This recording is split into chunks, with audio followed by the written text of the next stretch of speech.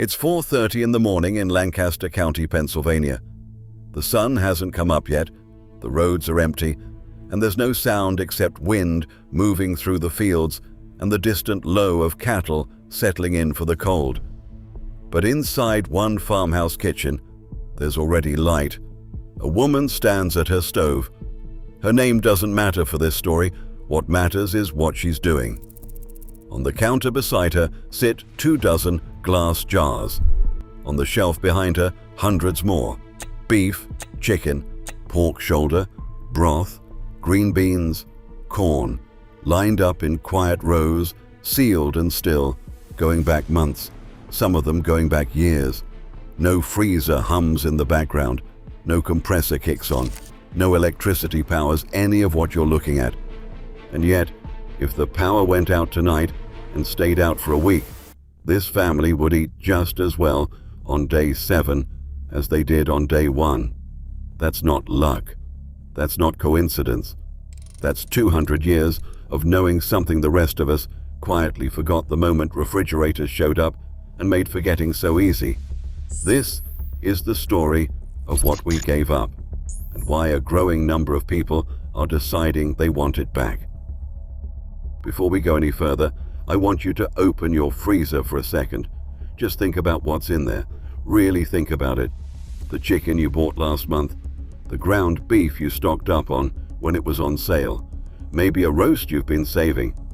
Add it up in your head, the actual dollar value of what's sitting in that box right now.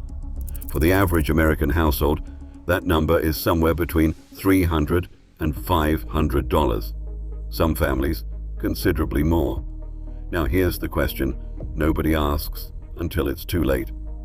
What happens to all of that if the power goes out and stays out? According to the USDA, a full freezer holds a safe temperature for 48 hours, and that's only if you don't open it. A freezer that's half full, 24 hours. After that window closes, the guidance is unambiguous.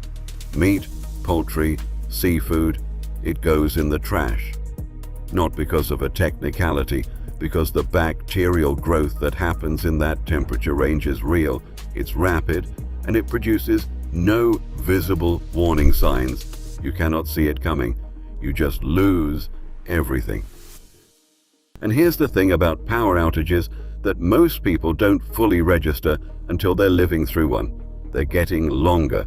According to J.D. Power, the average duration of a major outage in the United States jumped from 8 hours in 2022 to nearly 13 hours by mid-2025. In parts of the South, 18 hours is the new normal. Aging infrastructure, stronger storms, an electrical grid absorbing more demand than it was ever designed to carry. Your freezer was built for a world where the power stays on. That world is becoming less reliable every year, and none of this even accounts for the simplest scenario of all, the one that doesn't require a storm or a grid failure or any dramatic event whatsoever. Your freezer just breaks, compressors fail, seals wear out. One morning you walk into the kitchen and the light inside comes on, but the air doesn't feel cold, and you realize it stopped working sometime in the night. Repair costs run anywhere from $100 to $800 depending on what gave out. Sometimes it's worth fixing. Sometimes the appliance is old enough that the only real answer is a new one. And you go through the whole thing. The scramble, the cooking everything at once, the throwing out what you can't save, every single time. Now go back to that farmhouse kitchen in Lancaster County, the woman at the stove, the jars on the shelf, the total absence of anything electric keeping any of it safe. She's not waiting for anything to hold. There's nothing that can fail. That's the difference. And once you see it, it's hard to unsee. To understand how we got here, you have to go back much farther than the Amish. You have to go back to Napoleon Bonaparte, and a problem that was slowly losing him a war before any battle had even been fought. The year is 1795. France is at war with most of Europe, Napoleon's armies are moving fast, faster than any military force in modern history, but speed creates a problem that no general had ever truly solved. You can win every engagement on the battlefield and still lose a campaign to hunger. Soldiers who are starving don't fight. They desert. They die of illness before they ever see the enemy.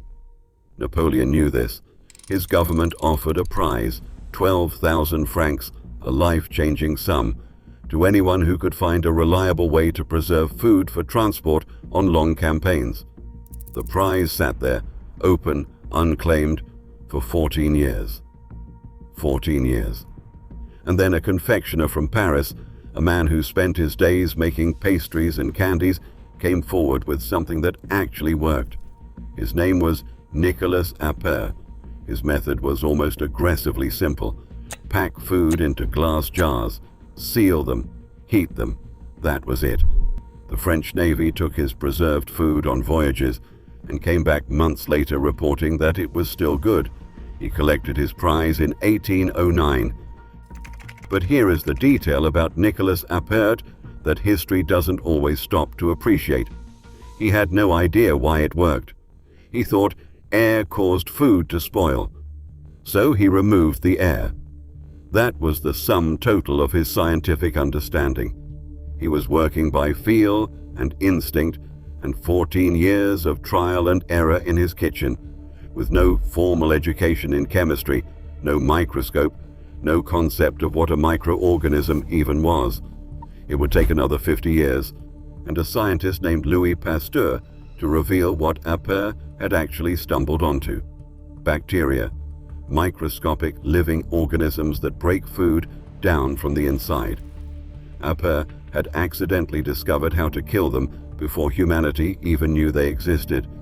There's something almost poetic about that.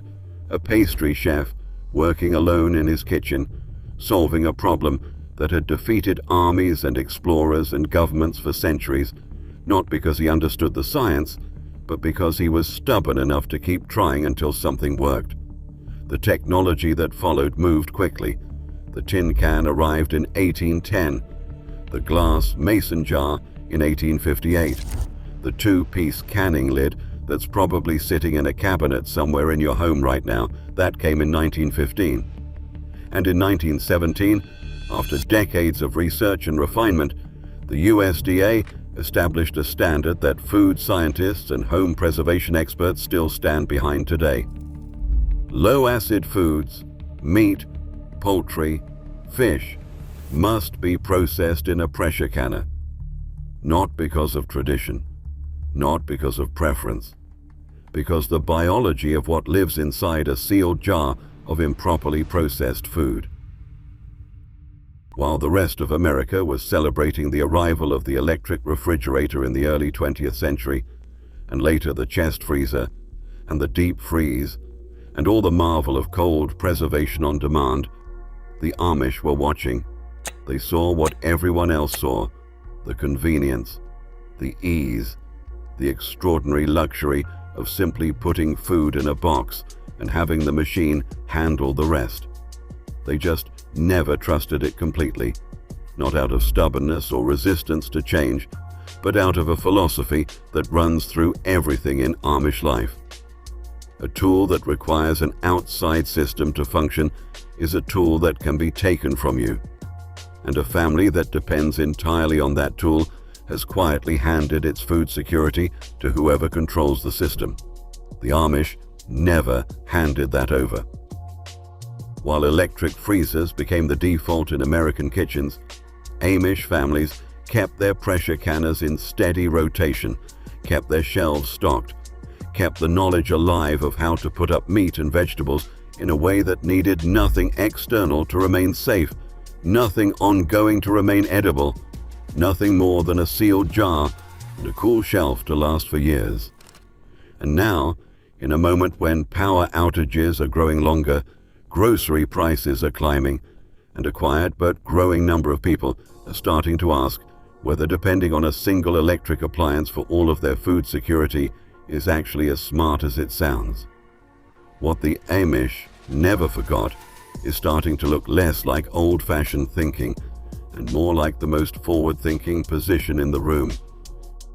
There is a scene that repeats itself in Amish communities every autumn. The harvest is in. The garden has been worked down to its last row, and in kitchens across Lancaster County and Holmes County and the Amish settlements scattered across 20-some states, families gather to put up what they've grown and raised. Pressure canners on the stove, sometimes 2 or 3 running at once. Jars coming out hot and being set on towels to cool. The sound of lids sealing down one by one, that faint metallic ping that means the work has held. By the end of it, a family might have several hundred jars going onto the shelf.